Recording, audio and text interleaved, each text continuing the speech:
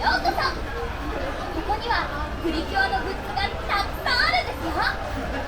プリティストア限定グッズもたくさんあって、どれにするか迷ってしまいます。どれもスカイランドにはない珍しいものばかり。そうだ、私もみんなにお土産を買っていくことにします。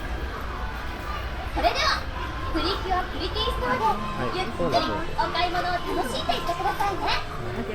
またお会いしましょう。